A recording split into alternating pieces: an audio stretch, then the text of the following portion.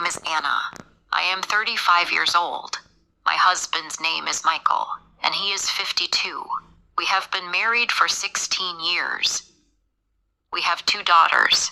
Our first daughter is 14 years old, and our second daughter is only 2. We lived a simple life. Michael went to work every day, and I stayed home.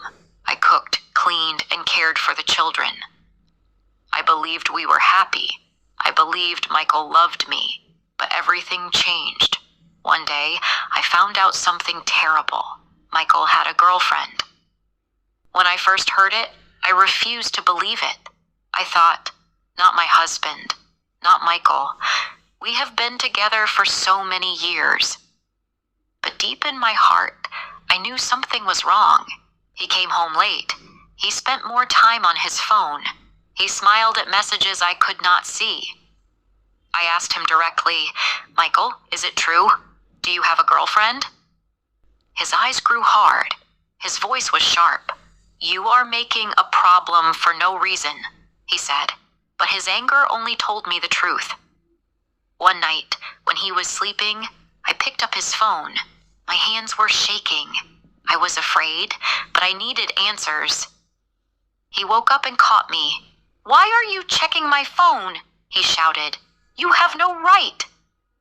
I froze. My heart pounded, but I could not stop. Later, I checked his phone bill. I saw a number he called every day. I dialed it. A woman answered. She was calm, almost cold. Yes, I know Michael, she said. Yes, I am his girlfriend. My throat closed. I could barely breathe. She told me she was my age, also married, with a daughter. She laughed a little and said, It's not my problem if my husband finds out. I felt dizzy. I ended the call. I confronted Michael again. I know the truth, I whispered, but he only grew angrier. I will end it when I want. You cannot tell me what to do. Tears filled my eyes. I thought back to our early years, our wedding day, when he held my hand and said he would love me forever. The nights we stayed up late talking, the day our first daughter was born, and he smiled at her tiny face. But now that same man stood before me, cold and cruel. This was not the first time. Long ago, after our first daughter was born, he cheated. I forgave him then. I thought it would never happen again. But now, with our second daughter, it was happening once more. I stayed at home. I had no salary. The apartment was in my name, but the loan was heavy. Michael wanted it this way. If he left, the debt would still be on me. I felt trapped. Soon the small child benefit would stop, and we needed Michael's income. He knew this. He used it as power.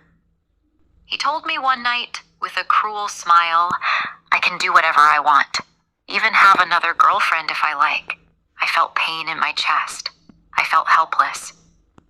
Our eldest daughter noticed too. She stood in front of him once and said, Dad, this is wrong. Please stop. But Michael shouted at her, using harsh words no father should say. She ran to her room crying. He was not only breaking me, he was breaking our children too. Soon, he stopped coming home at night. I'm working late, he said, but I knew the truth. I sat awake in the dark, listening to the clock tick. Every car that passed made me hope he was home, but the hours stretched empty. In the morning, he returned angry. Stop asking me questions, he shouted angrily. I'm tired of this. Another day, he told me, I want to go on a trip. Can we go together? I asked softly. No, he said. I want to go alone. I felt very sad. Then I noticed the money. We had less every month. I checked our bank account. He was spending on restaurants, gifts, hotels. Not for me, not for the children, for her. I worried about bills. I worried about food. He did not care. He only cared about his girlfriend. Stress ate me alive. I could not sleep.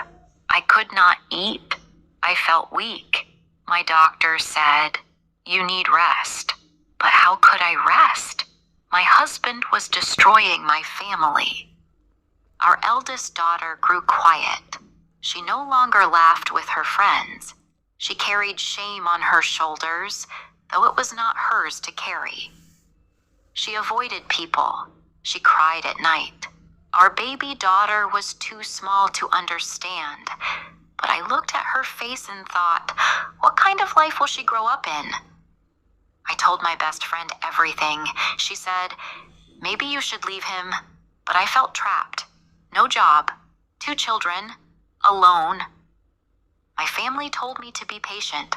Maybe he will change, they said, but in my heart, I was afraid he never would. Still, I loved him. Even after everything, I wanted him back. I prayed he would remember our family.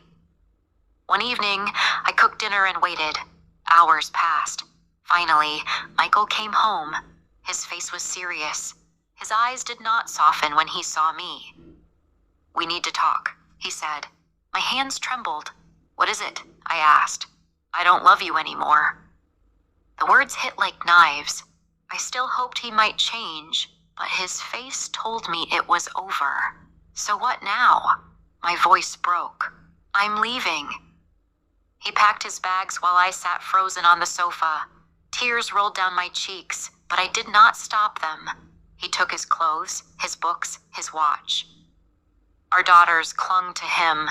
"Dad, don't go," they cried. He hugged them, kissed their foreheads, and said, "I'm sorry." Then he turned away. The door closed behind him. I heard his car drive away. Silence filled the house. I cried until my whole body ached. The next morning, his side of the bed was empty. I pretended to smile for my children, but inside I was shattered. Sometimes I picked up my phone, wanting to call him, but I stopped. I knew where he was. One afternoon, I walked past a cafe. Through the window, I saw him. Michael. He was sitting with her. She was beautiful. He looked happy, happier than he had in years with me. My knees felt weak. I turned and walked away. Tears blurred my eyes. At home, I locked the door. I sat on the floor and cried until no tears were left. He was gone, truly gone. That night, I looked at my daughters while they slept. I touched their hair and whispered, "I will be strong for you." The next morning, I slipped off my wedding ring. I made breakfast. I drank coffee by the window. The pain was still sharp. It would last for a long time, but I knew one thing. Michael had left me, but I was still here, and for my daughters, I would survive.